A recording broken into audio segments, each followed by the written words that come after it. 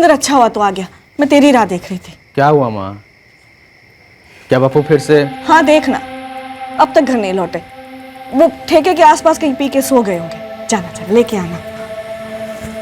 ये पकड़, आता हूँ।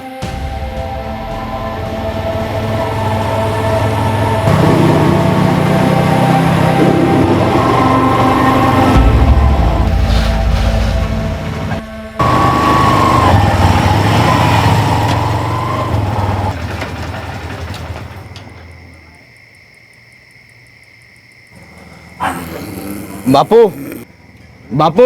हाँ कौन है? बापू मैं सुरेंद्र। ज़्यादा हो रही थी कुछ, हाँ, और नींद भी आ रही थी, तो वही मन ने ये सोचा कि हरिराम के घर के सामने लेट लूँ थोड़ी देर। बापू कितनी बार कहा, एक मोबाइल ही रख लो, कभी भी फोन कर दो, लेने आ जाऊंगा। अरे बावड़ा हो गया कि तू है? दारू पी के खुद को तो मैं संभाल ना सकूं, और ये मोबाइल शोबाइल ने कैसे संभालूंगा मैं? पता था मेरे को वो आवेगा मेरे को लेने के लिए। अच्छा अच्छा ठीक है, चलो माँ राह देख रही है, चलो चलो चलो। चल बेटा चल चल।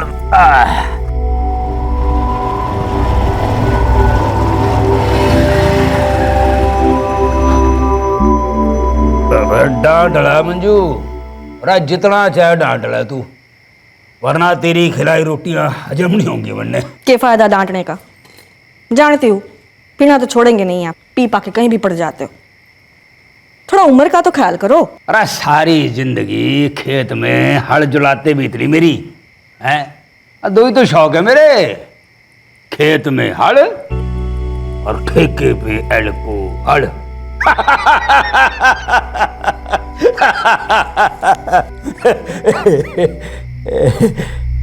अरे सुरेंद्र बेटे, अरे चुपचाप क्यों बैठा तू? कोई परेशानी है क्या? नहीं बापू, कोई परेशानी ना है, सब ठीक चल रहा है। वाह, धंधा पानी ठीक ठाक चलन लाग रहा ना? हाँ हाँ बापू, ठीक चल रहा है। ना कोई परेशानी है तो बता दे। अरे देख मैं नशे में हूँ पर बेहोश नहीं मैं, तू बता सके मेरे को, अरे शायद मैं कुछ मदद कर सकूं तेरी। बापू कोई परेशानी ना है। पक्की बात? एकदम पक्की बात। फिर बढ़िया है।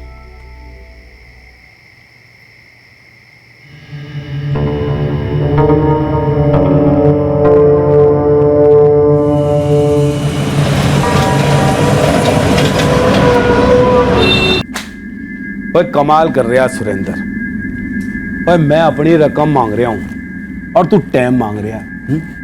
और कितना टाइम दूं तन्ने? और 4 महीने रुकने के लिए कहा था, मैं रुक लिया। अब वीरेंद्र जी थोड़ा टाइम और दे दो। आप तो जानते हो क्या हुआ मेरे साथ, ऐसी नौबत ही नहीं आती जो उस बिल्डर ने धोखा नहीं दिया होता। लेकिन धोखा दिया ना। कितने? 20 लाख रुपए गंवाए ना तन्ने उस दिव्यानगर की जमीन में। अब ऊपर से 15 लाख तन्ने मुझे और देने, और 1.5 लाख रुपया हो गया ब्याज का। कितने हो लिए? 16.5 लाख। और जो 20 लाख का घाटा हुआ वो अलग। देख सुरेंद्र, कम से कम 35 से 40 लाख रुपया तेरे हाथ में आएगा, तब जाके तेरे नुकसान की भरपाई होगी। हाँ सो तो है। अब आप ही बता दो ना अगर कोई रास्ता हो तो। भाई रास्ता तो है और तेरे सामने है। क्या? यो है। यो के? और यो है तेरे बापू के बीमे के पेपर, 1 करोड़ रुपए के हैं। पिछले साल तन्ने कराया था, याद है ना? हाँ, पर इसका क्या करूं? तेरे बापू ने और भी तो कोई बीमा कराया होगा। हाँ 2 बीमे और कराए, एक 25 का और एक 15 का। 1 करोड़ 25 लाख और 15 लाख कितने हो लिए? 1 करोड़ 40 लाख। लेकिन वो तो बापू के। सही सोच रहे भाई, वो रकम तो तेरे बापू के मरने के बाद ही तेरे हाथ में आ गई। ये देख सुरेंद्र, अब तेरे प्रॉपर्टी कंस्ट्रक्शन बिजनेस की तरह जिंदगी का भी कोई भरोसा तो ना है। ये अगर तेरे बापू के ऊपर जाने का टाइम थोड़ा जल्दी आ जाए तो वीरेंद्र जी क्या बोल रहे हो आप? और ज्यादा उछलने की जरूरत ना है, मेरी बात को ठंडे दिमाग से सुन। और तेरा बापू तो हो लिया बुढ़ा, ऊपर से शराब की लत भी है उसे। ओए आज नहीं तो कल उसका लीवर फट जाएगा, या शराब पी के वो किसी ट्रक के नीचे वीरेंद्र जी बापू है मेरा वो, कुछ भी बोले जा रहे हो आप। ओए प्रैक्टिकल बात कर रहा हूँ, इमोशनल होने की जरूरत ना है। देख भाई सुरेंद्र, ये 1,40,00,000 रुपए छोटी रकम ना होए, तेरा कर्जा भी चुक जाएगा और तू नई जिंदगी भी शुरू कर सके। ये तेरे बापू का बीमा तेरे लिए लॉटरी बन सके। वीरेंद्र जी ऐसा क्यों ना करूं मैं। ओए तू दिल से सोच रहा है, दिमाग से भी पूछ, बहुत आसान तरीका है, हैं? अब देख, तेरा बापू तो अपनी जिंदगी जी चुका है, ओए आज नहीं तो कल मर जाना उसने, और इसकी मौत तेरे लिए नई जिंदगी बन सकती है। भाई मेरा काम था, मैंने समझा दिया, अब क्या करना है ये तो तू सोच।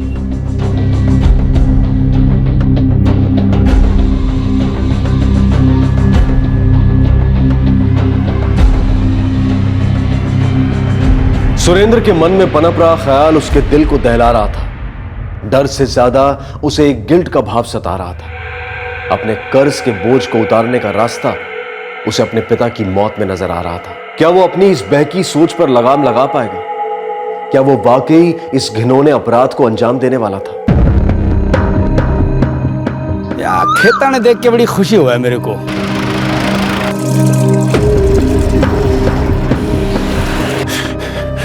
मैं अपनी रकम मांग रहा हूं।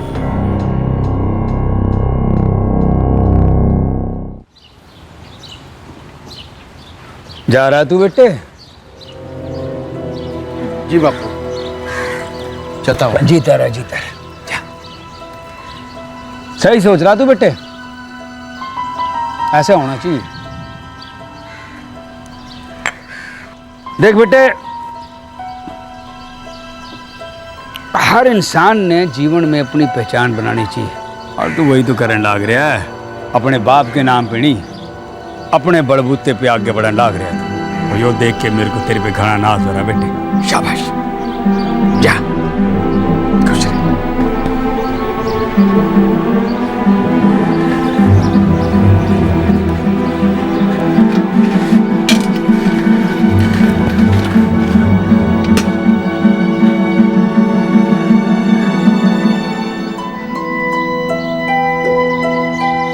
अरे वाह भाई वाह, ये तो बहुत बढ़िया खुशबू आने लग रही है।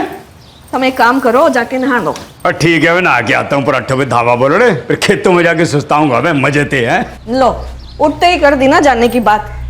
आपके ना पैर टिकते नहीं है घर में। अरे मंजू, तू भली भांति जानती है, अरे जीवन तो बीत लिया जिम्मेदारियां निभाने में। अब तो टाइम मिला मटर गश्ती करने का, मजे लेने का, और जिंदगी के मजे ले रहा हूँ भाई। वो सब ठीक है, पर रोज रोज पीना जरूरी है के? शाम हुई नहीं कि पीना शुरू। थोड़ा अपनी सेहत का भी फिक्र कीजिए। अरे फकीर ने के फिक्र भाई, है? मजा आता पीने का, पी लेते हैं। और जहाँ खटिया मिले सो लेते हो। अरे मंजू, ये गांव के जितने भी लोग अपने दोस्त ही तो हैं। अरे उनका आंगन अपना आंगन, जहाँ मन किया बैठ लिए, जहाँ मन किया लेट लिए। अरे तू चिंता मत किया कर, परांठे बना तू फटाफट, मैं भी आया ना आके। आपसे ना कोई बातों में नहीं जीत सकता। और तेरे ते ना परांठे बनाने में।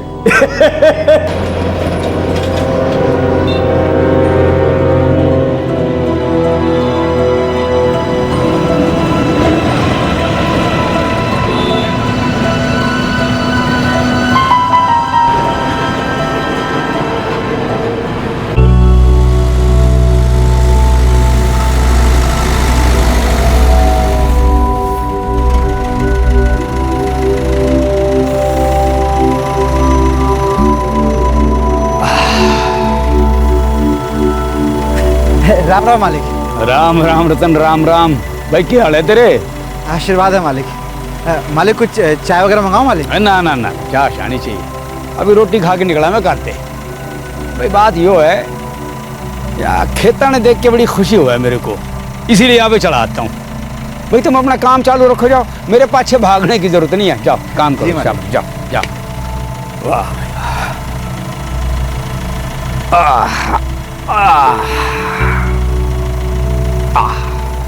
भाई कार का बंदोबस्त हो जाएगा? हाँ, मेरा दोस्त बलबीर, उसके पास गाड़ी है। तो लिया, वो कह देना रात में कहीं जाना है, सुबह तक लौटा दूंगा। और कोई काम का बहाना बना दियो जिससे उसको शक ना हो जाएगा। फिर मेरे फोन का वेट करियो।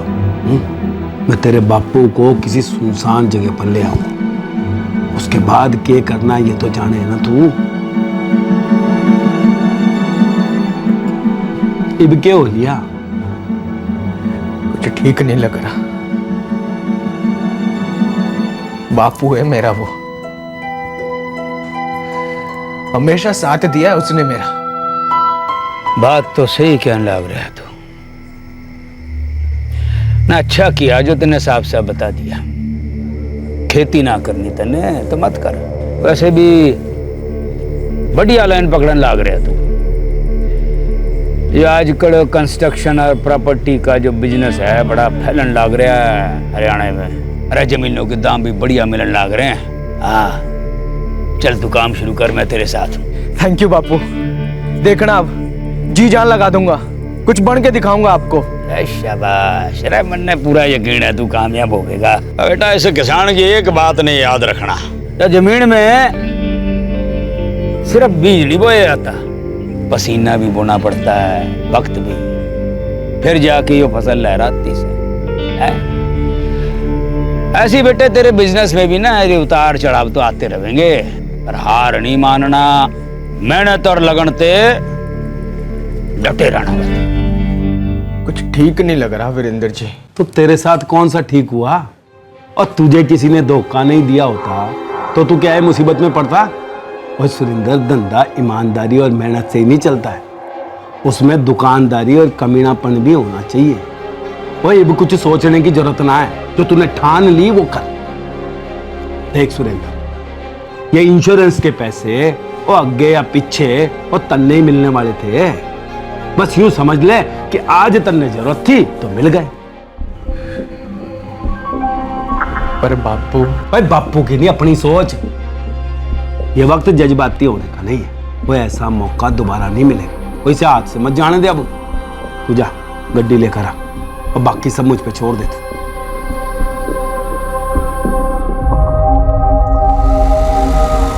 भावनाओं के तराजू में किसका पलड़ा भारी था?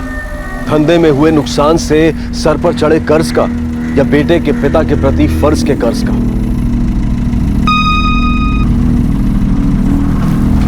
अरे भैया वीरेंद्र भाई, तू रे कैसे? अब बड़े दिन हो गए आपसे मुलाकात जो ना हुई। चल गप्पे हाँकते हैं ना। बोल, अब यूं रुखे सुखे बैठने का क्या मजा है ताऊ? हैं? और गिलास शिलास हाथ में हो तो कोई बात बने, क्या बोलते हो? भाई बात तो एकदम ठीक कहने लग रहा, पर भाई ये भी तो सूरज बिना ढला। 2 फुट अंदर जावेंगे तो सूरज तो अपने आप ढल जाएगा। और बात यूं है ताऊ कि मेरा एक क्लाइंट इंश्योरेंस के प्रीमियम के साथ 2 विलायती बोतल भी पकड़ा गया। आपसे बढ़िया कंपनी तो पीने के लिए मिले ना, इसीलिए आपके पास चला आया। भाई बिलाती हुए देसी, अपने को क्या फर्क पड़ा है भाई? मतलब तो पी के कमला होने से है?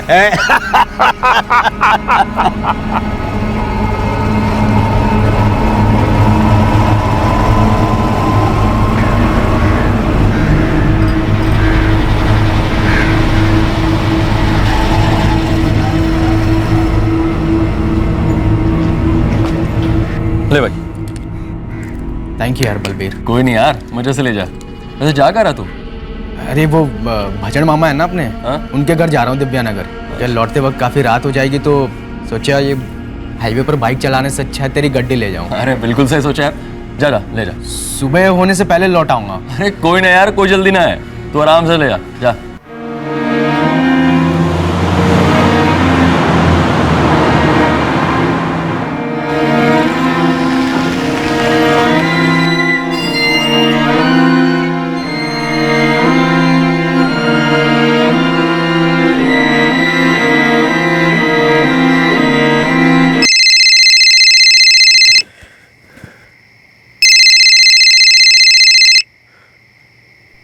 हाँ माँ। हाँ बेटे, कहाँ है तू?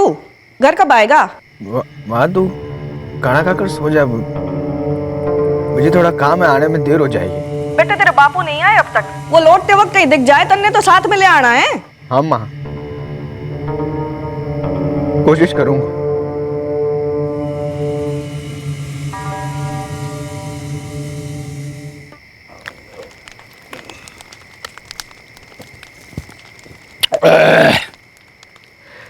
भाई ये बेड़ाती तो खत्म हो रही, पर एक बात तो माननी पड़ेगी भाई, मक्खन की तरह गले से नीचे उतर गई है।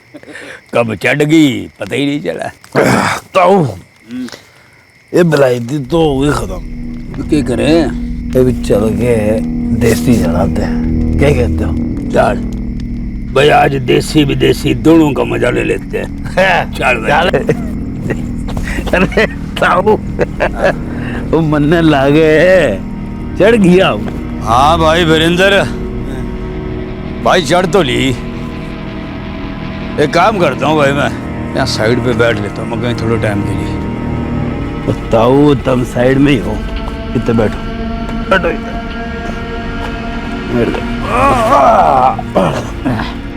ताऊ और मैं ना सुरेंद्र को बुला लेता हूँ, वो आपको आगे ले जाएगा। बुला ले, तू बुला ले सुरेंद्र ने, मैं थोड़ी देर लेट लेता हूँ यहाँ पे तब तक है। अरे मेरा पढ़ना कित गया भाई? हाँ वो जान देता हूँ। ठीक है, गया तो गया, फिर जान दे। गया भाई, जान दे, गया। वाह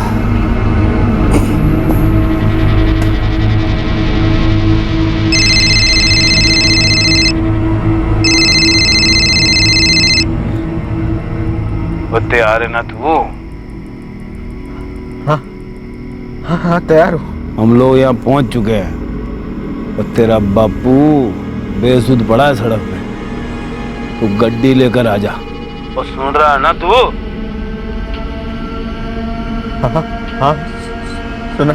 जल्दी आ जा, मैं तब तक तेरे बापू को ना बीच में लटाता हूँ।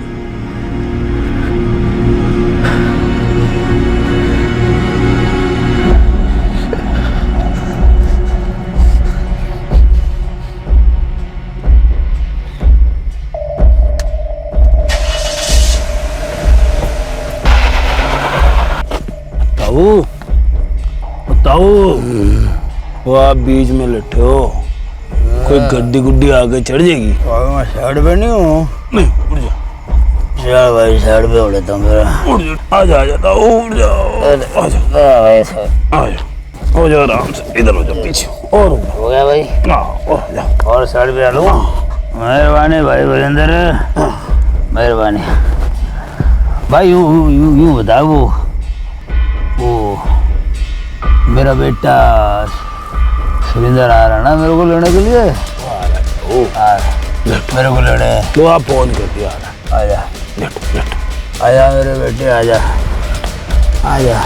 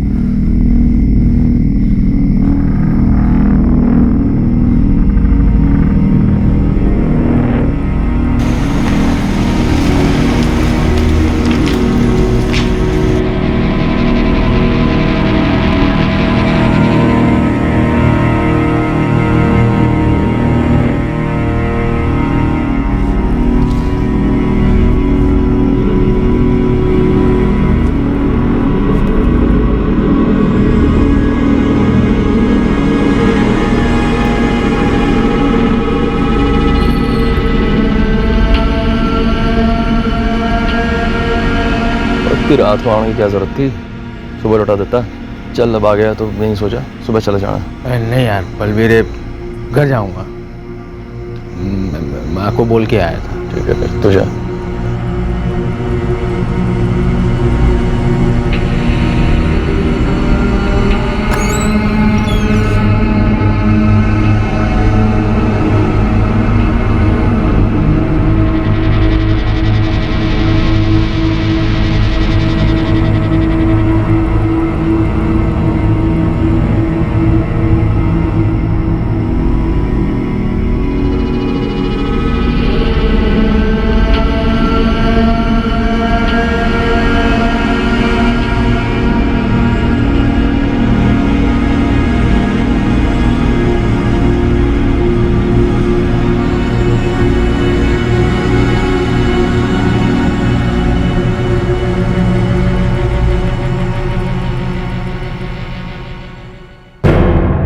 सुरेंद्र, बेटा सुरेंद्र, सुरेंद्र, बेटा सुरेंद्र, बेटा सुरेंद्र, बेटा। क्यों क्या हुआ? वो रतन आया है।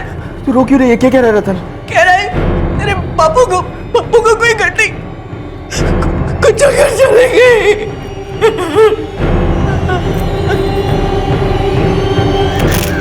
अब उसका मकसद था अपने पिता की इंश्योरेंस पॉलिसी के पैसे हासिल करना, लेकिन क्या यह साजिश कामयाब होने वाली थी? सुरेंद्र, हमने बात की इंस्पेक्टर साहब से अभी, बोले 2 दिन लगेंगे पोस्टमार्टम में, उसके बाद हम रंजीत चाचा का अंतिम संस्कार कर सकते हैं।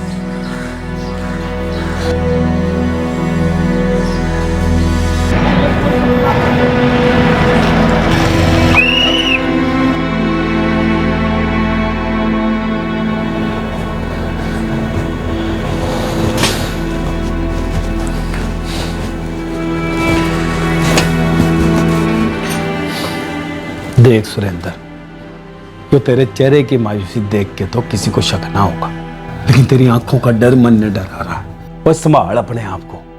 ये जो करना था ना, हमने कर दिया और सब सही हुआ है। और मन ने पता लगाया है, पुलिस ने भी एक्सीडेंट का केस दर्ज किया है। वह हमारा नाम कभी नहीं आएगा। मां से आंख नहीं मिला पा रहा, उसके आंसू थम ही नहीं रहे। खुद को यह दिलासा देने की कोशिश कर रही है, जो हुआ वो भगवान की मर्जी थी।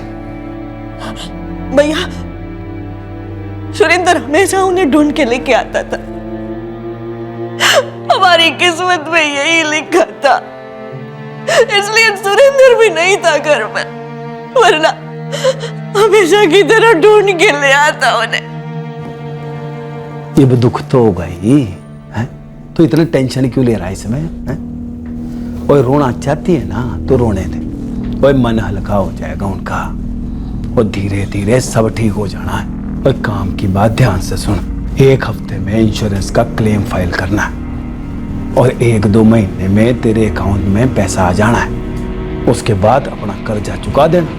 वो एक बार तेरा कर्जा चुकता हो गया, और फिर बेटे का फर्ज निभाना और खुश रखना अपनी माँ को, है? वह भी संभाल अपने आप को।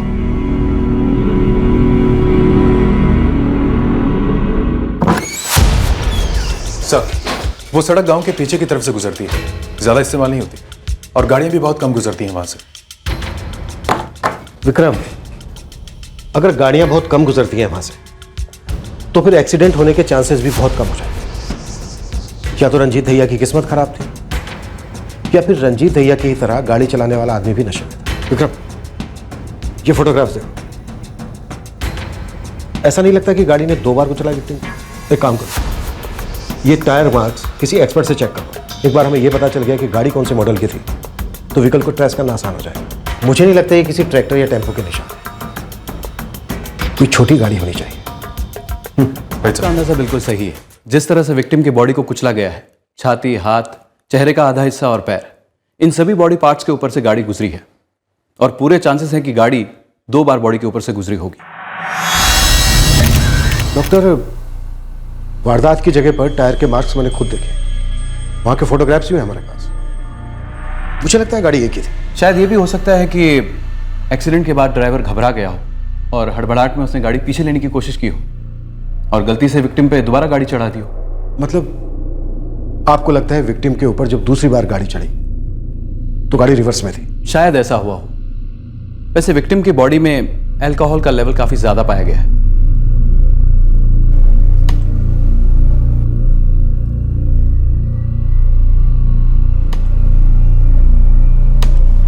सर, ये दोनों टाइम आंख एक ही कार के हैं? लगता तो ऐसा ही है, लेकिन डिटेल स्टडी के बाद ही मैं कंफर्म कर पाऊंगा।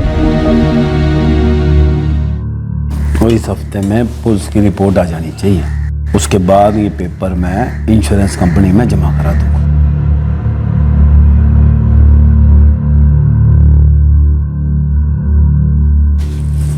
सुरेंद्र, वो संभाल, कुछ ही दिनों की बात है, समझा? क्या कहती है आपकी रिपोर्ट? कुछ शक करने वाली बात है क्या? जी, ये बात तो श्योर है कि एक ही मॉडल की गाड़ी विक्टिम को 2 बार कुचल के गई, लेकिन एक बार भी गाड़ी रिवर्स में नहीं थी। टायर्स पर जो ट्रेडमार्क्स हैं, इनसे साफ पता चलता है गाड़ी जब विक्टिम की बॉडी के ऊपर से रोल हुई तो दोनों बार टायर्स आगे की ओर घूम रहे थे।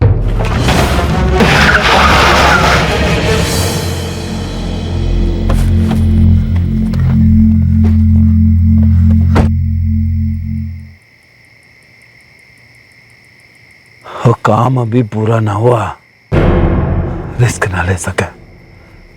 गाड़ी पीछे ले सुरेंद्र, वो गाड़ी पीछे ले।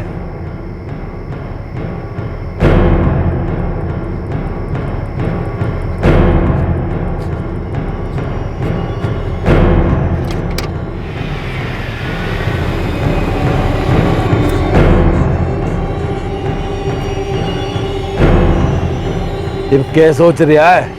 तो चढ़ा दे गाड़ी, अब बचने का चांस ही नहीं रहेगा।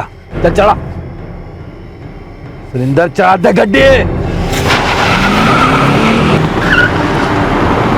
मैंने सारे फोटोज चेक किए, गाड़ी रिवर्स में तो ली गई थी, लेकिन बॉडी से सेफ डिस्टेंस मेंटेन करते हुए। इस फोटो में सड़क पर जो टायर मार्क्स हैं वो रिवर्स के हैं। फिर से गाड़ी विक्टिम की डायरेक्शन में आगे बढ़ी और दोबारा उसे कुचलकर निकल गई। आपको लगता है ये एक्सीडेंट नहीं बल्कि मर्डर है, जिसे एक्सीडेंट बनाने की कोशिश की गई। पूरे चांसेस है ऐसा होने के। और इस तरह रंजीत दहिया की मौत के पीछे रची गई साजिश की बू पुलिस ने सूंघ ली।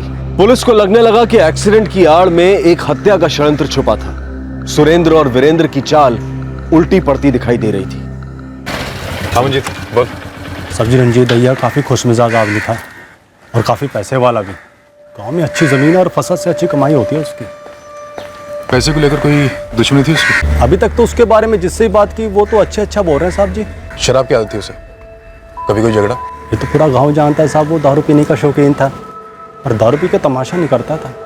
हाँ, एक अटपटी आदत थी कि ज़्यादा दारू पीने पर जहाँ मन करे वहीं लेट जाता था। मनमोजी था साहब जी। उसकी ये मौज तो उसके घर वालों को पसंद आने से रही। उसकी बीवी और लड़के के साथ कोई झगड़ा था उसका? ऐसा तो कुछ नहीं साहब। हाँ, पर सुरेंद्र अपने बाप की तरह किसान नहीं बनना चाहता था। उसका अपना अलग से धंधा है, कंस्ट्रक्शन और प्रॉपर्टी। बाप और बेटे में कोई रंजिश थी? नहीं साहब, रंजीत ने तो धंधा शुरू करवाने में सुरेंद्र की मदद की थी और सुरेंद्र भी अपने बाप का पूरा ख्याल रखता था। कभी कभी रंजीत के ज़्यादा दारू पीने पर सुरेंद्र ही हिफाजत से घर लाता था अपने बाप को। मंजीत, हमें लगता है कि रंजीत दहिया का एक्सीडेंट नहीं हुआ, उसे मारा गया। दाल में कहीं कुछ काला तो है। सर जी, 3 महीने में यही जमीन की कीमत 1.5 गुना ऊंची हो जाएगी।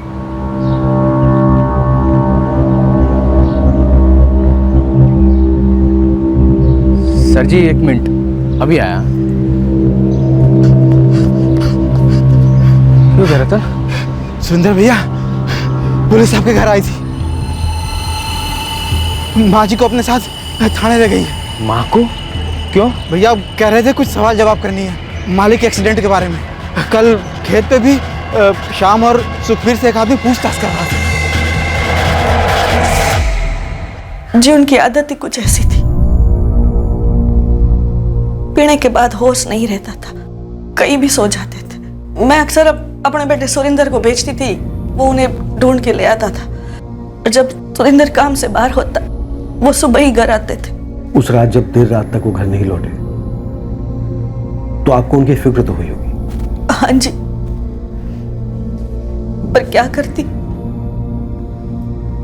सुरेंद्र भी उस रात काफी देर से लौटा था। मैंने यो मानकर मन मना लिया कि सुबह तक वो आ ही जाएंगे, पर वो... आपके पति की किसी के साथ दुश्मनी थी? कोई मारना चाहता था? नहीं साहब, वो बहुत ही भले इंसान थे, सबसे अच्छे से बात करते थे, खुद खुश रहते थे, सबको खुश रखते थे। बस यो पीने की आदत थी। कोई ऐसा जिसे उनकी मौत से फायदा होने वाला हो? उनको मार के किसको क्या फायदा हो सकता था? शायद हमारी किस्मत में यही लिखा था। मन ने तो लगता है आपका शक बेबुनियाद है सब। नहीं मंजू जी, हमारा शक बेबुनियाद नहीं है। वारदात की जगह से हमें ऐसे सुराग मिले हैं जो ऐसा इशारा करते हैं कि एक्सीडेंट नहीं था। मेरा मतलब एक्सीडेंट किया गया जानबूझकर, जान से मारने के इरादे से। साहब जी, दाल में छिपा कंकर दिख गया। जिस रात रंजीत भैया का कत्ल हुआ था ना, उसका बेटा सुरेंद्र घर पे ही नहीं था। ये तो जानता हूं मैं, उसकी माँ ने खुद बताया। कुछ और बता। क्या ये बताया कि उस रात वो अपने दोस्त बलबीर की कार लेकर कहीं बाहर गया था? कार लेकर? कहाँ गया था वो? मंजू जी, उस दिन आपका बेटा सुरेंद्र कहाँ गया था? अपने किसी काम से ही गया हुआ था। और कहाँ? बंदे ना पता, पर काफी देर से लौटा था। घर की एक चाबी उसके पास भी रहती है। मेरे सो जाने के बाद ही लौटा था। आपके कोई भाई हैं सुरेंद्र के मामा जो दिव्यानगर में रहते हैं? हाँ जी, बज्जन शेरावत नाम है मेरे भाई का। क्या सुरेंद्र उस रात उनसे मिलने गया था? नहीं तो वो गया होता तो मैंने जरूर बताता। ये बात आप यकीन से कह सकती हैं? बेहतर होगा आप अपने भाई से फोन पर पूछ लीजिए।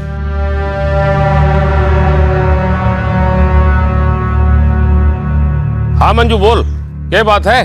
जिस रात इनका एक्सीडेंट होया था, सुरेंद्र आपसे मिलने आया था क्या? नहीं तो सुरेंद्र को तो यहाँ आए 1 महीने से ज्यादा हो गया है, पर तू पूछ क्यों रही है? बात क्या है? ना ना कोई नहीं, मैं बाद में बात करती हूँ आपसे। नहीं साहब, सुरेंद्र वहां नहीं गया था। मैंने कहा ना, वो गया था तो मैंने जरूर बताता। पर ये गलत बात आपको बताई किसने? आपके बेटे के दोस्त बलबीर ने। और ये बात सही है या गलत, ये हम पता लगा ही लेंगे।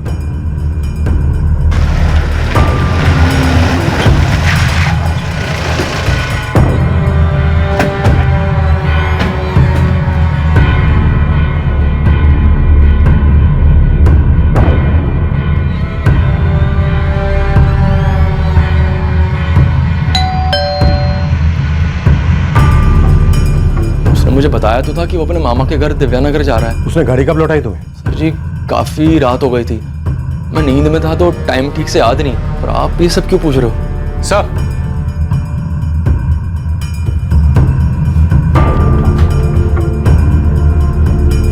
सर लगता है रंजीत वाले को इसी गाड़ी से कुचला गया था। टायर पर खून के निशान अब भी हैं।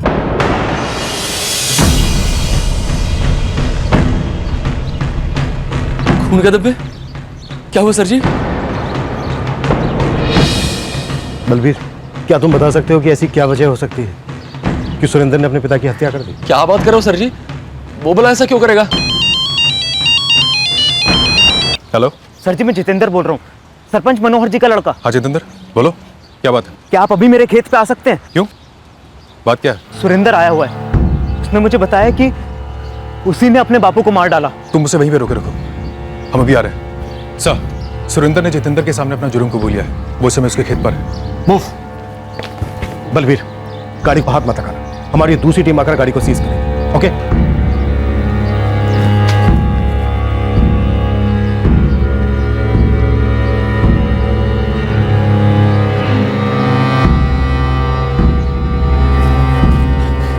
भाई गड्डी का इंतजाम हो गया क्या? हाँ हो गया, थोड़ी देर में आ जाएगी, तो टेंशन ना ले। भाई मुझे बहुत घबराहट हो रही है यार, मुझे कहीं दूर जाना है यहाँ से। पुलिस वाले माँ को पूछताछ के लिए लेके गए, मुझे भी ढूंढ रहे होंगे यार। मैं मानता हूँ मुझसे बहुत बड़ी गलती हो गई, पता नहीं क्या हो गया था मुझे। तू मुझे निकाल सकता है यहाँ से? तू संभाल देगा भाई, निकाल ले मुझे यहाँ से। शांत हो जा, देख मैं हूं ना तेरे साथ, तो घबरा मत। मैं जेल नहीं जाना चाहता यार। साले तूने पुलिस को बुलाया? सुरेंद्र मेरी बात सुन, तूने वादा किया था कि तू निकालेगा मुझे यहाँ से, तूने भरोसा तोड़ दिया मेरा। सुरेंद्र देख देख सुरेंद्र, देख तू एक गलती कर चुका है, देख दूसरी मत कर। अरे सुरेंद्र नहीं, पुलिस वाले आ जाएंगे। देख सुरेंद्र मेरी बात सुन, भागना फिजूल है। सुरेंद्र मेरी बात सुन सुरेंद्र। जितेंद्र, अच्छा क्या तुम जो वक्त पर फोन करते? सुरेंद्र, हमने सबसे पूछताछ की, सबका यही कहना है कि तुम्हारे अपने पिता के साथ अच्छे रिलेशन थे। तुम्हारी माँ ने भी यही कहा। फिर ऐसी क्या वजह थी कि तुमने अपने पिता की हत्या कर दी?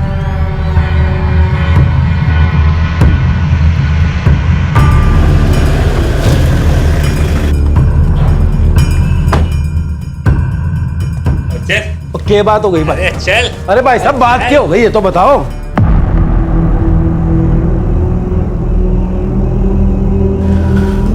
मंजू जी, सुरेंद्र ने अपना जुर्म कबूल कर लिया है। ये नहीं हो सकता। वो तो कितना प्यार करता था अपने बापू से, कितना मानता था वो। मैं समझ सकता हूं आपके लिए मानना कितना मुश्किल है,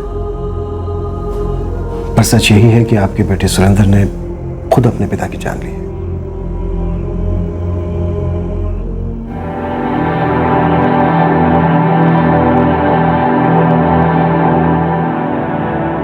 यो क्या कर दिया तन्ने? बात उस वीरेंद्र के 15 लाख लौटाने की थी तो अपने बापू से मांग लेता। अपने बापू के खाते में इतने पैसे तो थे, खुशी खुशी दे देते तन्ने। उन्होंने पूछा भी तो था ना तन्ने, फिर क्यों? शर्म आ रही थी मुझे। मेरे नुकसान के पैसे बापू से मांगे, शर्म आ रही थी। ओए कैसी शर्म? तेरे बापू थे वो, उनका जो कुछ भी था तेरा ही तो था। है तब शर्म ना आई तुझे जब एक लालची आदमी ने अपने बापू को मारने की बात की और तन्ने मान ली? तब शर्म नहीं आई तन्ने अपने बापू की जान ले ली? रंजीत के पास काफी जमीन थी, खेत थे, जिससे उसे अच्छी आमदनी होती थी। सुरेंद्र चाहता तो अपने पिता से मदद मांग सकता था, वो अपनी मां से बात कर सकता था या फिर अपने मामा से कह सकता था। कोई भी उसकी मदद कर सकता था, बस एक बार सुरेंद्र के कहने की देर थी।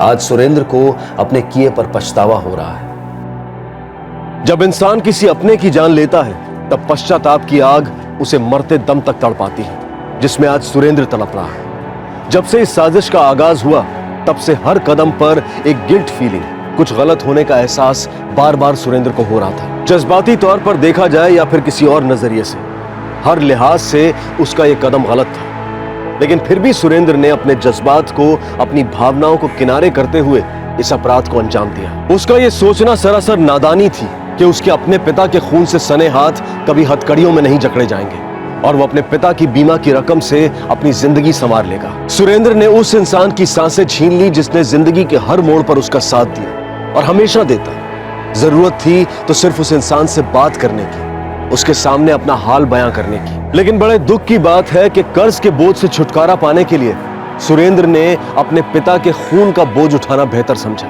इस सब से क्या हासिल हुआ उसे? उसने अपने पिता को खो दिया, अपनी जिंदगी बर्बाद की और इस अपराध का सबसे बड़ा खामियाजा भुगतना पड़ा उसकी मां को, जिसने अपने पति को खो दिया, अपने बेटे को अपने पति का कातिल बनते देखा और अब उसे इस गुनाह की सजा काटते देखेगी।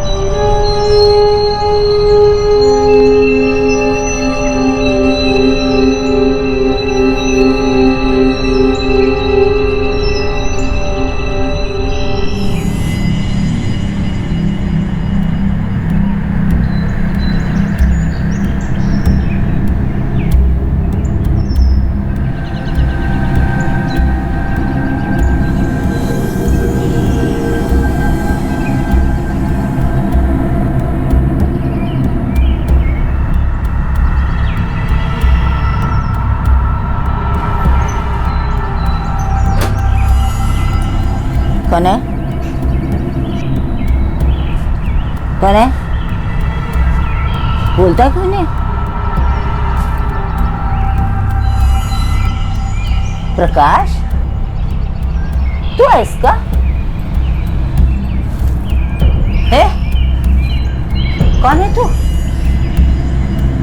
ये मत समझना मुझे कुछ दिखता नहीं, सब दिखता है मुझे। छोड़ूंगी नहीं, हाँ? सबको बुला लूंगी। चोर पकड़ो! अरे चोर चोर चोर घुसा है मेरे घर में! अरे चोर पकड़ो पकड़ो, चोर है!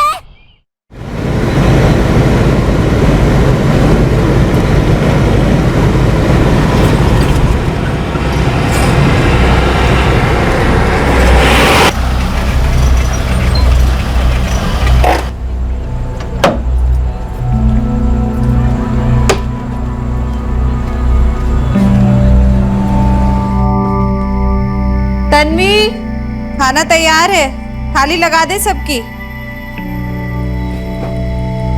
हो आई। मुकुल, आजा बेटा।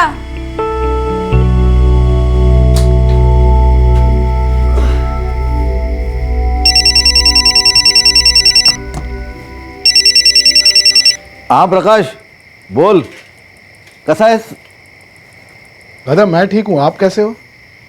आई, चावल और दूं? नहीं नहीं, रात को चावल ज्यादा होता है, सो नहीं पाती, पेट में गुड़गुड़ करता है। नहीं नहीं नहीं, आई को कुछ नहीं हुआ। हाँ, चोर तो भाग गया, पता नहीं चला कौन था। खरं सांगू आईची खूप काळजी वाटते रे। एक तो दिन ब दिन उसकी आंखें कमजोर होती जा रही है और इस गांव में तो उसका इलाज होने से रहा। प्रकाश, आई को यहाँ मुंबई ले आता हूँ, यहाँ किसी अच्छे डॉक्टर से इलाज करवाएंगे। मुझे नहीं लगता वो शहर आने के लिए इतना आसानी से मान जाएगी। ऐसा करता हूँ, मैं सोमवार को वहाँ आता हूँ। क्या है, शनिवार और रविवार को यहाँ पे ज्यादा सवारी मिलती है, तो दोनों साथ में बैठेंगे आई के सामने और उसे मनाएंगे। ठीक है दादा, तो सोमवार को मैं भी छुट्टी ले लेता हूँ। ठीक। अनीशा, सोचता हूँ आई को यहाँ मुंबई ले आऊं। पर आई मानेगी? मुंबई आने के नाम से उनका मुंह बिगड़ जाता है। तू फिक्र न कर, इस बार कुछ भी करके आई को मना लेंगे मैं और प्रकाश। इस बार आई की जिद नहीं चलेगी। हाँ नहीं नहीं, मुझे नहीं आना शहर।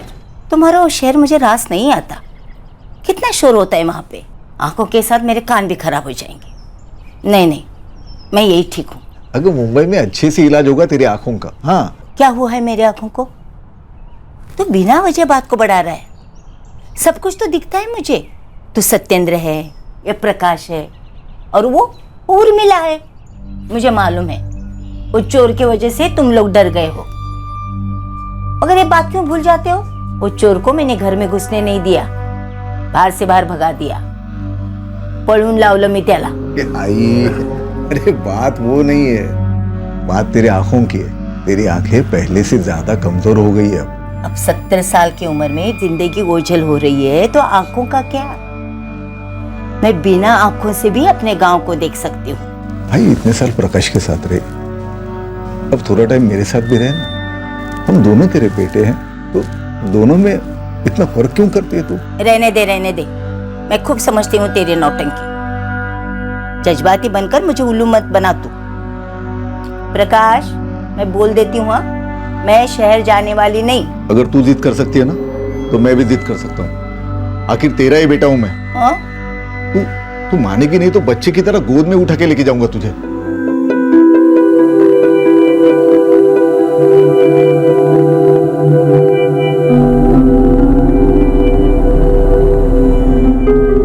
रेणुका मोरे की नजर धुंधली पड़ती जा रही थी, इसलिए उनका बड़ा बेटा सत्येंद्र जिद करके उन्हें अपने साथ मुंबई शहर ले आया ताकि अपनी मां की आंखों का बेहतर इलाज करवा सके। लेकिन शहर में इस बुजुर्ग महिला के साथ जो अनहोनी घटी, उसके बारे में किसी ने सोचा भी नहीं था। 2000 की घड़ी लेना मतलब पैसों की बर्बादी है। आजकल तो वो मोबाइल पे टाइम, तारीख सब पता चलता है।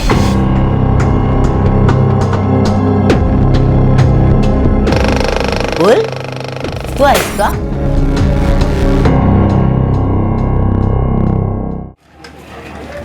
अरे मुकुल, 2000 रुपए मतलब बहुत ज्यादा है। आई, मैं जा रही हूँ। हाँ बेटा। अजी, मैं ये थे। संभल के जाना। हाँ बेटा।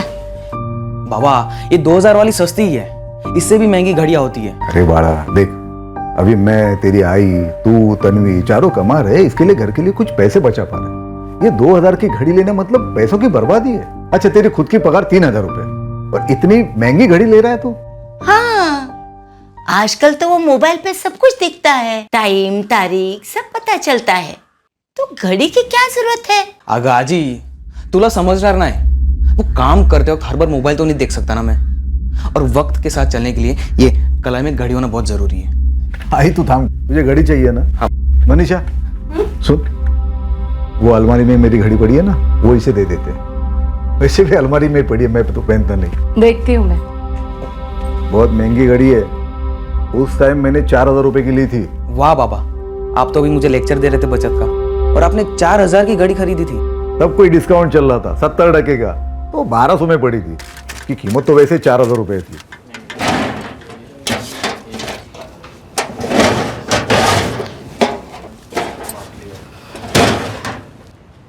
रखी है, कहीं भी नहीं दिख रही है। क्या बात कर रही हो? अरे यहीं तो थी। सब जगह देखा, कहीं भी नहीं दिख रही है। हटो सर।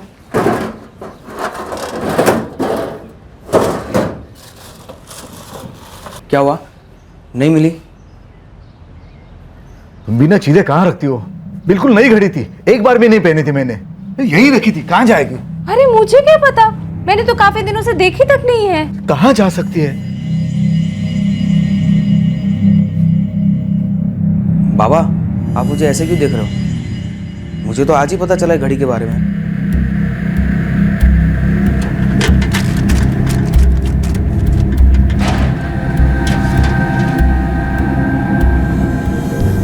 अरे ऐसे कैसे गायब हो सकती है? कितनी महंगी घड़ी थी। कहीं चोरी तो नहीं हुई? हो सकता है। आप और मुकुल काम पे निकल जाते हैं, तन्वी कॉलेज, मैं भी काम पे चली जाती हूँ। दोपहर में आई अकेली रहती है घर पे। हो सकता है ना चोरी हो गई हो। और आज को ठीक से दिखाई तो देता नहीं है। कोई आया भी होगा तो भी उन्हें पता नहीं होगा। जाने दो, छोड़ो इस बात को। ऊपर से आई को दरवाजा खुला रखने की आदत है। हो सकता है कि मैंने कहा ना, जाने दो, छोड़ दो इस बात को।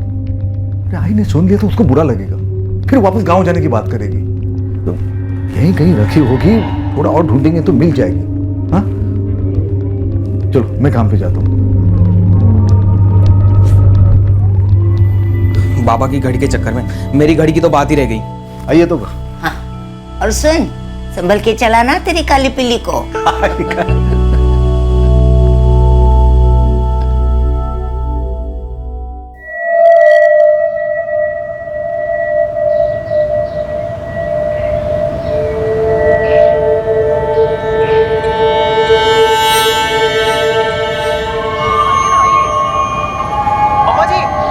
आपसे मिलने आए हैं। कौन है जूनिया? स्वीटी मैडम, हमारी चीफ गेस्ट है।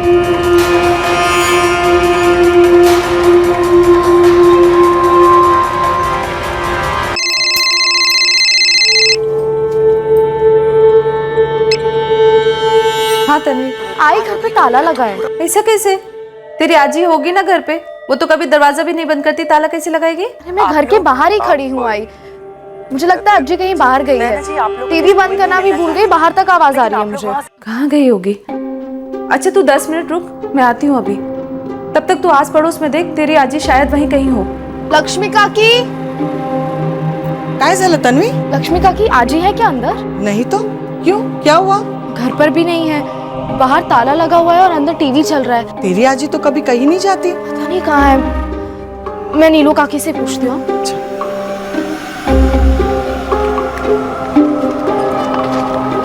क्या हुआ? आई अज्जी कहीं नहीं मिली मुझे। ले पकड़। आई तो कभी दरवाजे पे ताला लगाती नहीं है। 3 महीने से तो ऐसा कभी नहीं हुआ। कुछ समझ में नहीं आया। आई अज्जी, और किस तरह से आप लोगों से भी मुलाकात हो गई? आप लोगों ने आई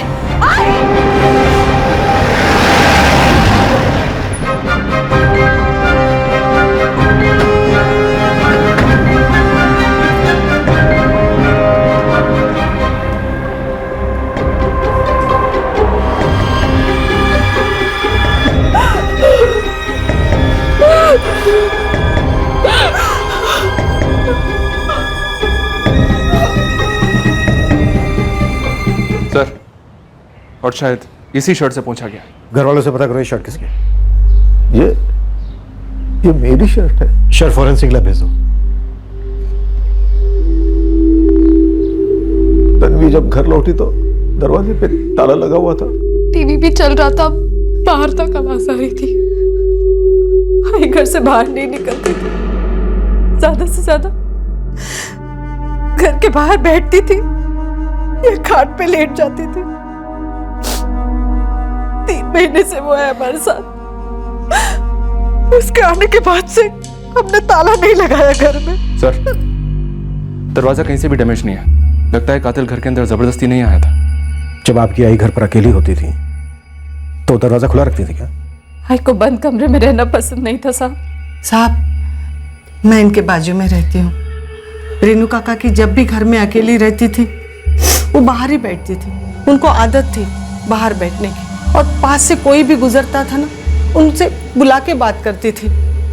आज आपकी रेणुका जी से मुलाकात हुई थी क्या? नहीं साहब, मैं सुबह से घर के काम में ही लगी हुई थी। आपने यहाँ घर के अंदर किसी को आते हुए या फिर घर से बाहर किसी को जाते हुए देखा था? जी नहीं साहब, काम में इतनी उलझी हुई थी कि ध्यान ही नहीं गया।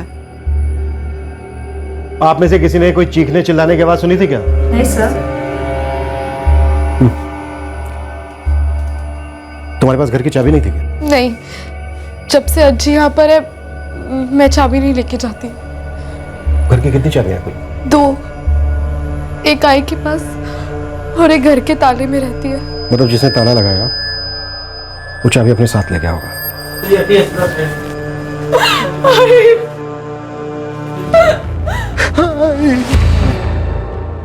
3 महीने पहले गांव से शहर आई 70 साल की रेणुका मोरे की किसी ने बेरहमी से हत्या कर दी। ये murder case Mumbai crime branch के लिए चुनौतियों से भरा रहा। इस केस से जुड़े सवाल तो कई थे लेकिन जवाब बहुत कम। सबसे बड़ी मुश्किल आई इस कत्ल की वजह तलाशने में। रेणुका मोरे की आंखों की रोशनी की तरह इस केस के पीछे का मकसद भी ओझल नजर आ रहा था। मनीषा और सत्येंद्र का कहना है कि घर से कुछ भी चोरी नहीं हुआ, सिवाय उस ताले की चाबी के। Right sir. ये परिवार कोई पैसे वाला नहीं है।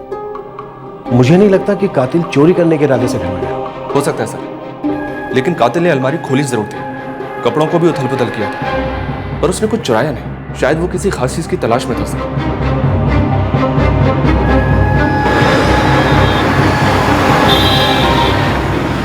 आई नहीं जाना चाहती थी शहर, लेकिन हमारी जिद की वजह से गई।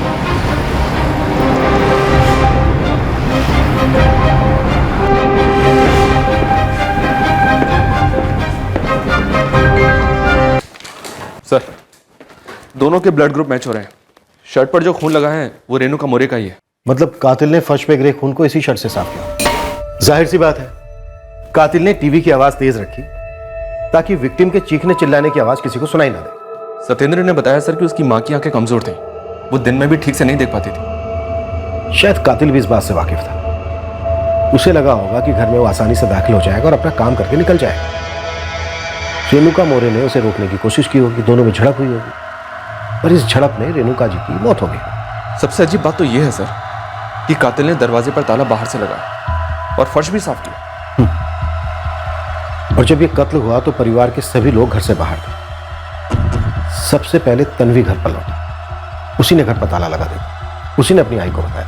मंगेश, कल तन्वी को थाने बुलाओ। इस वारदात की फिर से जांच शुरू करते हैं, शायद कोई कड़ी छूट गई।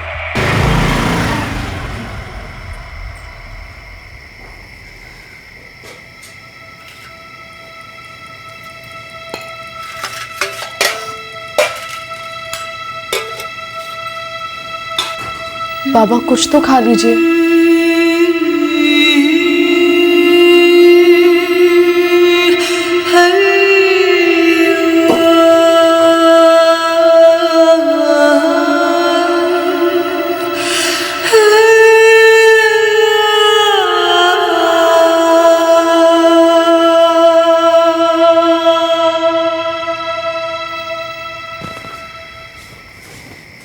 आई, क्राइम ब्रांच से फोन आया था, कल बुलाया है। सर, मैं कॉलेज के फर्स्ट ईयर में पढ़ती हूँ। तुम कॉलेज से रोज घर आती हो, घर पर खाना खाकर हमेशा काम पर चली जाती हो। जी। पिछले 3 महीने से, मेरा मतलब जब से तुम्हारी दादी तुम्हारे साथ रहने आई, तब से कॉलेज से लौटते वक्त वो हमेशा तुम्हें घर पर ही मिली? जी हाँ सर। उससे पहले? उससे पहले चाबी मेरे पास ही रहती थी। आज ही के आने के बाद कभी चाबी लेके जाने की जरूरत ही नहीं पड़ी, इसलिए मैं चाबी घर पर ही छोड़ देती थी। मतलब जिस चाबी से ताला लगाया गया वो चाबी तुम्हारी थी? जी। 8 साल हो गए मुझे इस चौल में, तब से मनीषा और उसके परिवार को जानती हूँ। लेकिन रेणुका मोरे को यहाँ आए अभी सिर्फ 3 महीने हुए थे, है ना? रेणुका काकी ने 3 महीने में ही सालों का रिश्ता बना लिया था। शायद ही कोई ऐसा होगा जो उनको नहीं जानता हो। सबसे बातें करना, सबका हालचाल पूछना, ये समझ लीजिए शौक था उनका। वो लोगों को रोक रोक के बातें करती थी। हम सबको भी बहुत अच्छा लगता था इनसे बात करने को। अच्छा, ये सत्येंद्र का बड़ा बेटा मुकुल कहाँ काम करता है, पता है आपको? हाँ, वो यही सांता क्रूज में किसी गैरेज में मैकेनिक है।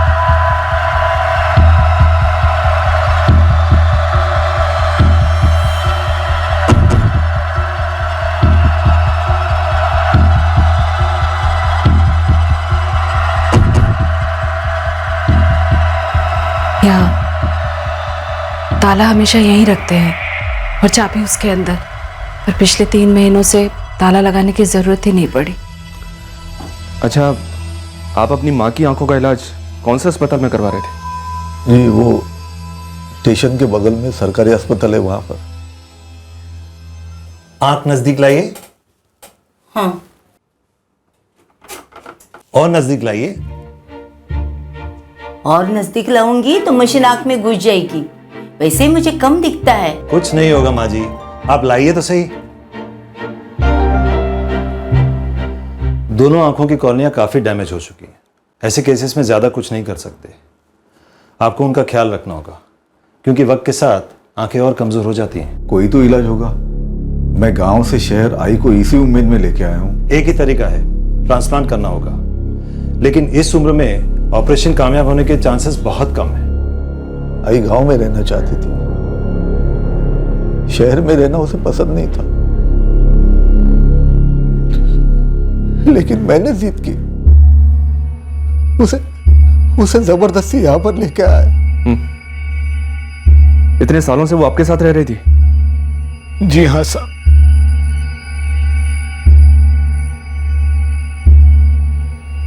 सुनीता। ये सर। इस लड़की के बारे में पता करो। कल के बाद घर पर सबसे पहले तन्वी ही पहुंची थी। इसने ही घर पर ताला लगा देखा था। इसकी कही हर बात वेरीफाई करो। Yes sir.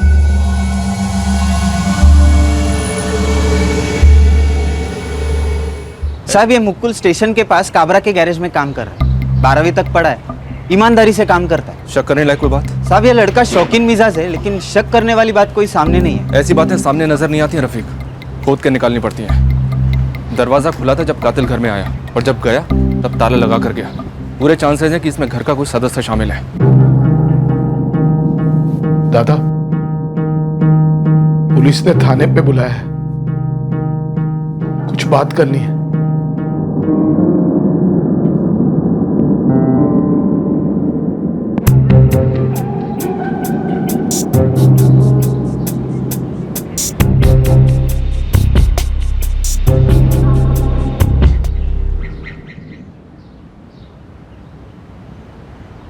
उर्मिला, एक घर में काम बाकी है, 2 बार मैडम का फोन आ चुका, मैं निपटा कर आती हूँ, तू यहाँ देख लेना। हाँ हाँ भाभी, मैं संभाल लूंगी।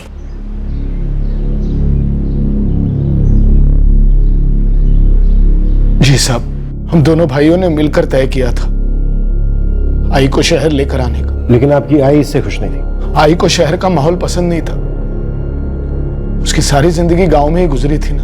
और जिंदगी खत्म हुई शहर में आकर। आपकी भाभी मनीषा और आस पड़ोस के लोगों ने हमें बताया कि आपकी आई घर का दरवाजा हमेशा खुला रखती थी, और शायद कातिल ने इसी का फायदा उठाया। बचपन में जस्ती कैसी थी, वो मेले वाले दिन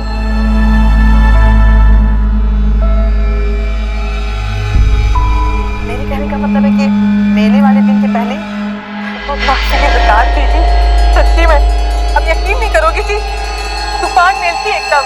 नहीं मम्मा जी, मैं ऐसे नहीं थी। कोई ऐसे कैसे नहीं थी, सबूत है जी मेरे पास। 1 मिनट में अभी लेके आता हूँ फोटो एल्बम, आप देखो।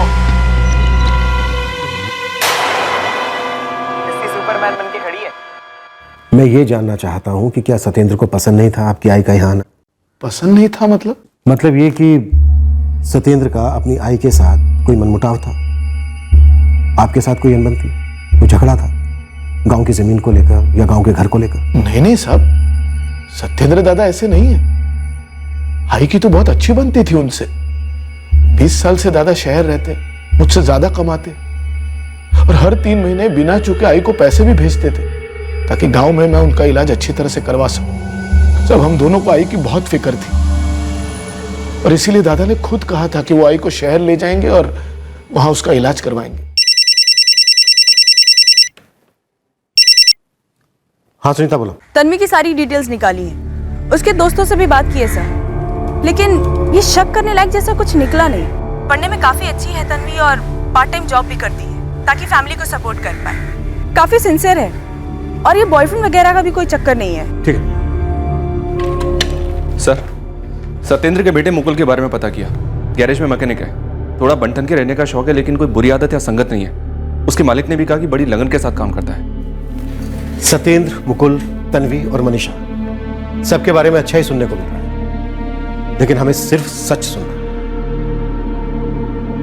क्या वाकई में फैमिली में किसी को रेणुका मौर्य से कोई प्रॉब्लम नहीं थी? सर मुझे लगता है कि इस केस में जो सबसे बड़ी चीज मिसिंग है वो है वजह। वजह? उस दिन कातिल किसी इरादे से घर में गया था। शायद उसे रेणुका जी से कुछ चाहिए था या फिर घर से, लेकिन क्या?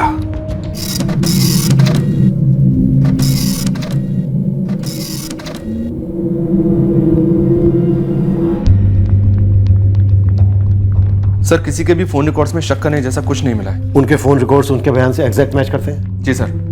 तन्वी का कहना है कि तकरीबन 2:15 बजे वो अपने घर पहुंची। जब घर पहुंची तो घर पे ताला लगा हुआ था। उसने अपनी मां को फोन किया। ये बात उसके फोन रिकॉर्ड से कंफर्म होती है सर। और तन्वी के फोन करने के 15 मिनट के अंदर उसकी मां घर पहुंच गई। आई तो कभी दरवाजे पे ताला लगाती नहीं है। 3 महीने से तो ऐसा कभी नहीं हुआ। उसकी मां कहां से रही थी? वो सेंटा क्रूज में ही किसी मिसेस दीपिका सोनी के यहाँ काम कर रही थी। उसने अपनी मां को फोन किया 2:15 बजे और उससे 10 मिनट पहले यानी 2:05 पर उसकी इस नंबर पर बात हुई। ये नंबर किसका है? ये ज्वेलरी शॉप के मालिक का नंबर है सर, जहाँ तन्वी काम करती है। इस नंबर की डिटेल्स निकलवाई है मैंने। सर रघुराम जाधव नाम है इसके ओनर का। मैंने इससे बात भी की। इसका कहना है कि तन्वी ने बताने के लिए फोन किया था कि उसको आने में शायद थोड़ी देर हो जाएगी क्योंकि उसे घर पे ताला लगा हुआ है। कहीं हम गलत ट्रैक पर तो नहीं जा रहे?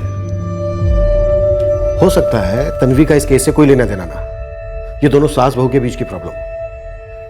मनीषा अपने पति और दोनों बच्चों के घर से जाने के बाद सबसे आखिर में घर से निकलती है। हो सकता है दोनों सास बहू के बीच कोई कहासुनी होगी। और सर वैसे भी ये दोनों सिर्फ 3 महीने से साथ में रह रहे थे। सत्येंद्र को ना सही, लेकिन सर हो सकता है मनीषा को अपनी सास का घर आना अच्छा न लगा हो। सोचा तो ठीक है, पर आई मानेगी? मुंबई आने के नाम से उनका मुंह बिगड़ जाता है। और हो सकता है मनीषा ने अपनी सास को मार डाला और उसने अपनी बेटी तन्वी की इस काम में मदद ली। लेकिन सर तन्वी के फोन करने के 15 मिनट में ही मनीषा घर लौटी थी और जब तन्वी ने फोन किया था तब मनीषा सेंटा क्रूज में ही किसी के यहाँ काम कर रही थी। और ये बात मैंने वेरीफाई भी की दीपिका सोनी से, जिनके घर उस वक्त मनीषा काम कर रही थी। शक की सुई घूम तो सब पर रही पर किसी एक पे टिक नहीं रही। सर भले ये मर्डर घर में हुआ है, पर यह भी तो हो सकता है कि इस मर्डर में घर के किसी भी सदस्य का हाथ नहीं है। तो फिर किसका हाथ हो सकता है? कोई क्लू तो मिले। आखिर क्या वजह हो सकती है एक 70 साल की बुजुर्ग को इतनी बेरहमी से मारने की?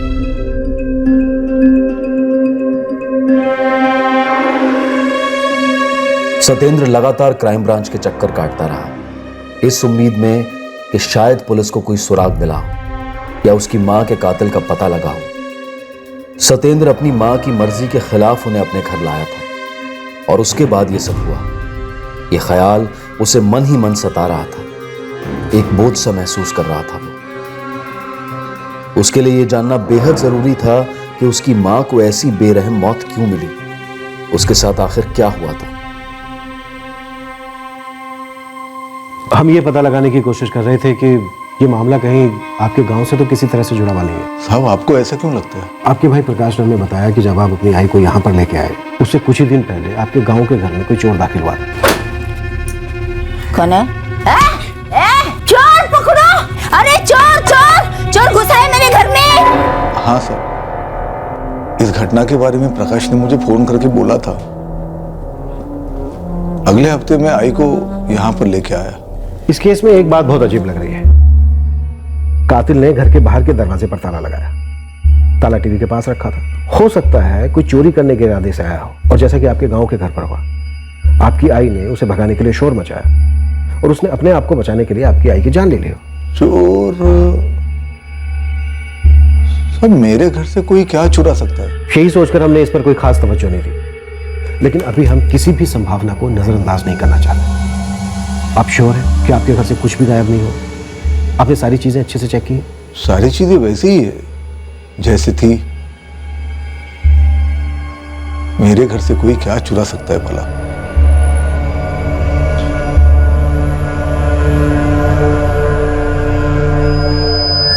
हाँ साहब, कुछ दिन पहले मेरी घड़ी गायब हो गई।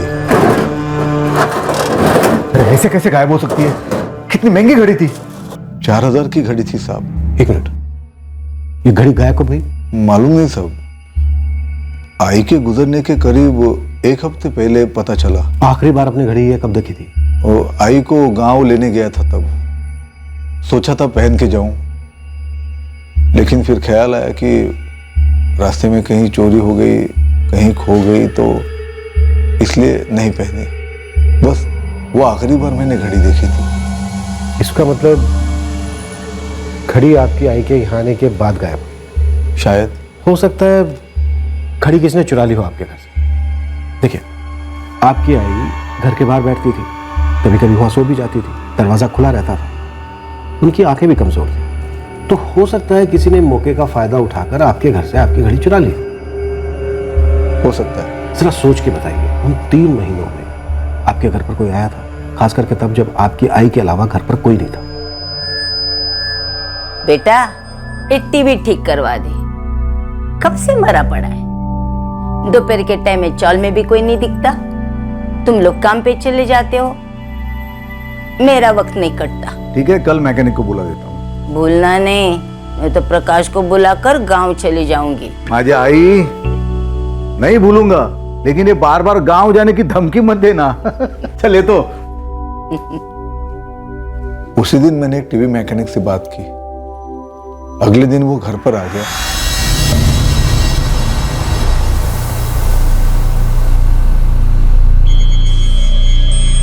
माँ जी, सत्येंद्र मोरे का घर यही है ना? वो टीवी रिपेयर करना था ना? हाँ हाँ, आओ आओ, कुछ करो इसका, ना कुछ बोलता है ना ठीक से चलता है। कौन है आई? अरे इरफान तुम? हाँ। अरे देखो तो टीवी को क्या हुआ है, इसको रिपेयर करके ही जाना, और जो भी पैसा होगा मैं दुकान पे आके दे दूंगा। ठीक है साहब। हाँ? आई रिपेयर करेला तो चले तो भी।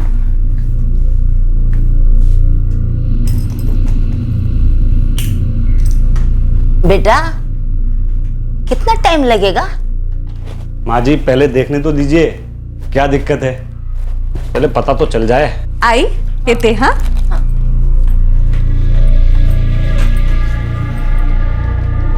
तो ठीक कर रहे हैं ना बेटा? कर रहा हूँ माँ जी। वो क्या है ना बेटा, मुझे ठीक से दिखाई नहीं देता, बस सुनाई सब देता है। उस टीवी का वॉल्यूम बराबर ठीक करके रखना। रात को जब मैं घर पहुंचा तो देखा कि टीवी एकदम सही चल रहा था, तो दूसरे दिन मैंने इरफान के दुकान पर जाके उसके पैसे दे दिए। सब मेरे ख्याल से इरफान एक ही आदमी है जो आई के आने के बाद हमारे घर आया था।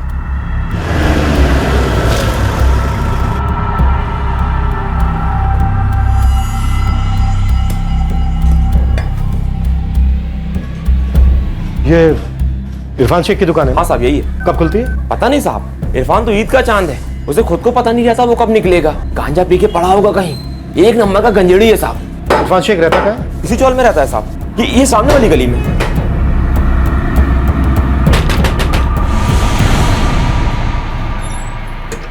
इरफान शेख यहीं रहता है? जी साहब। अभी कहाँ है वो? पता नहीं साहब, कुछ बताता थोड़ी ना है। अच्छा, कुछ बता सकती हो इस वक्त वो कहाँ मिलेगा? जी नहीं साहब, सुबह सुबह निकल जाता है और देर से आता है, अपने मर्जी का मालिक है।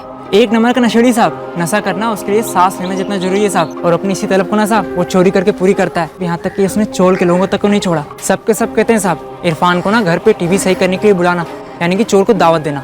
कुछ बता सकता है इस वक्त वो कहाँ मिलेगा? हाँ साहब। बैठ गाड़ी में।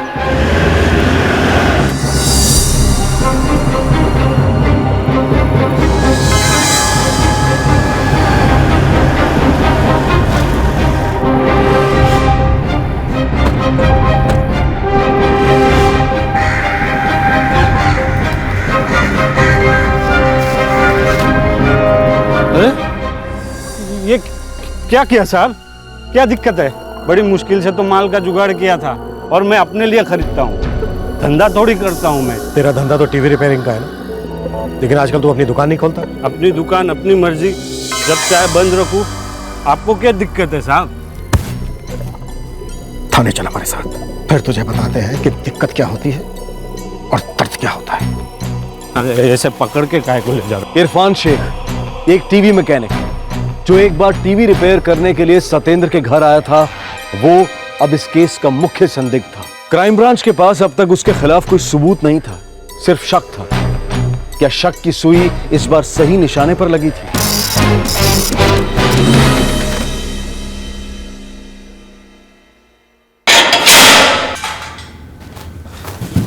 मेरे को अंदर क्यों डाला है साहब? मैंने क्या किया है साहब? पिछले 1 महीने से तेरा फोन बंद है। अरे मेरी बीवी ने कोई कंप्लेन किया है क्या साहब? हैं? मेरा फोन बंद है, इसमें किसी को क्या दिक्कत है? अरे प्रीपेड है, बैलेंस खत्म है, बात खत्म। हिल गया ना बैलेंस सर? हाँ, अब तू एक बात ध्यान से सुन। तेरे फोन रिकॉर्ड्स हैं हमारे पास। 3 जनवरी को तेरा फोन ऑन हुआ था और लोकेशन थी सतेंद्र मोरे के घर के आसपास, जहां कुछ ही दिन पहले तू टीवी रिपेयर करने गया था और 3 तारीख को वापस आ गया। सही कह रहा हूं? हाँ?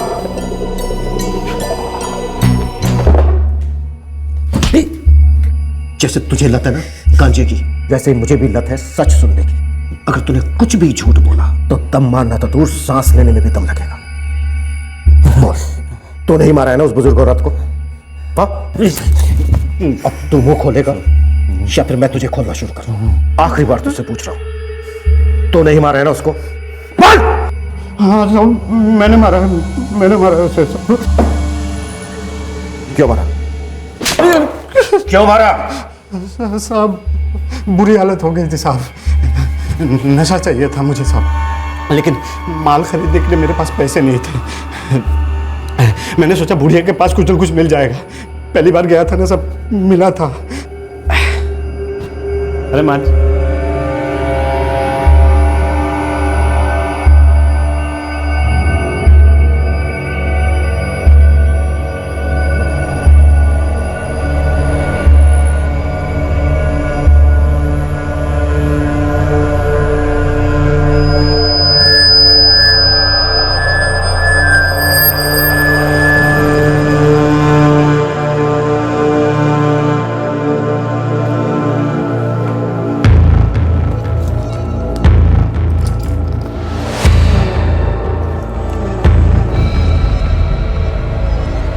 घड़ी बेचने के बाद कुछ दिनों के लिए बंदोबस्त हो गया था साहब, लेकिन कुछ दिनों बाद फिर से कड़की छा गई।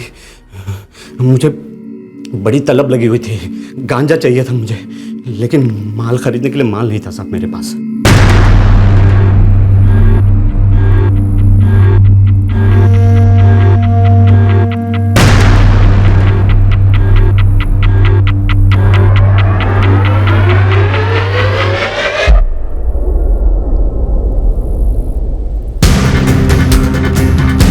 मुझे अचानक ख्याल आया, बुढ़िया बोली थी कि उसको ठीक से दिखाई नहीं देता है। सोचा पिछली बार की तरह हलवा होगा हाथ मारना। मुझे उस वक्त गांजे के अलावा कुछ नहीं दिखाई दे रहा था।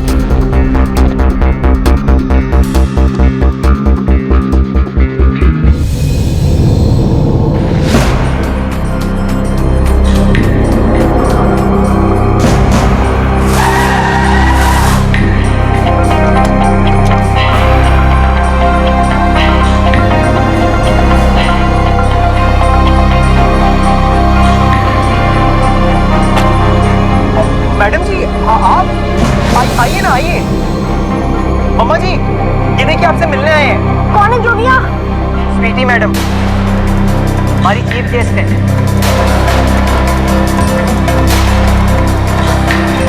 पूरी अलमारी छान मारी पर कुछ नहीं मिला। भेजा घूम रहा था मेरा।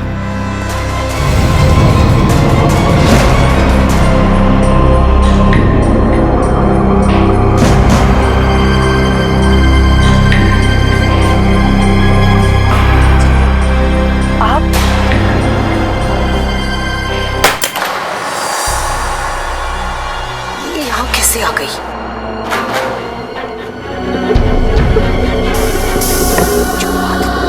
कौन है? अगर बाहर आ गई तो मेरा तो पूरा भांडा बोल, ही जाना है। तू है इसका? कौन है रे? मेरे को पता था बुढ़िया को ठीक से नजर नहीं आता, मैंने सोचा भाग लेता।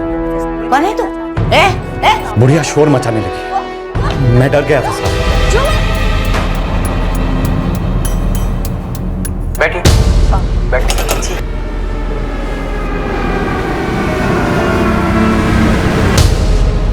सब उल्टा हो गया साहब, पैसे भी नहीं मिले और ऊपर से ये लोचा हो गया।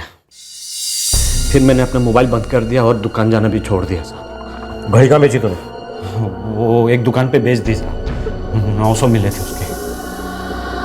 इसे उस दुकान पर लेकर जाओ जहाँ इसने घड़ी बेची थी, सबूत के तौर पर हमारे काम आए। फिर वहां से वापस लाने के बाद इसके बॉडी के हर पार्ट की जम के मरम्मत कर। साहब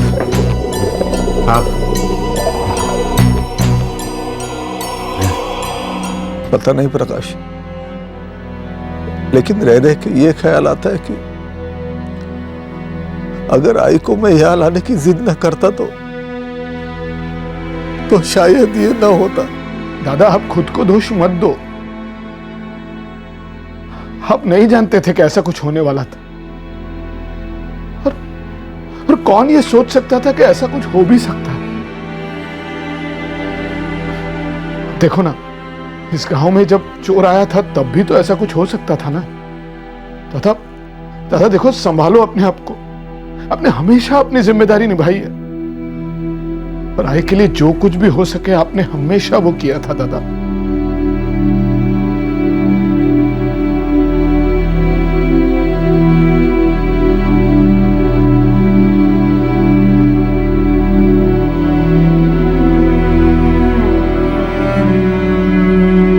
इरफान शेख पर हत्या के लिए आईपीसी की धारा 302, सबूत मिटाने के लिए धारा 201 और हानि पहुंचाने के इरादे से किसी के घर के अंदर जबरदस्ती जाने के लिए धारा 452 लगाई गई है। बेहद दुख की बात है कि ऐसी जिंदा दिल औरत की जिंदगी का अंत इस तरह से हुआ। दुख उन दोनों भाइयों सतेंद्र और प्रकाश और उनके परिवार के लिए भी होता है, जो अपनी मां की देखरेख में कोई कमी नहीं छोड़ रहे थे, हर मुमकिन तरीके से उनका ख्याल रख रहे थे और जिन्हें अब अपनी मां की कमी हमेशा खलेगी। इरफान इस वक्त न्यायिक हिरासत में है और अपने पीछे छोड़ गया है अपनी बदहाल बीवी और बच्चे को, जो पहले से ही उसकी नशे की लत और परिवार के प्रति गैर जिम्मेदाराना रवैये से परेशान थे।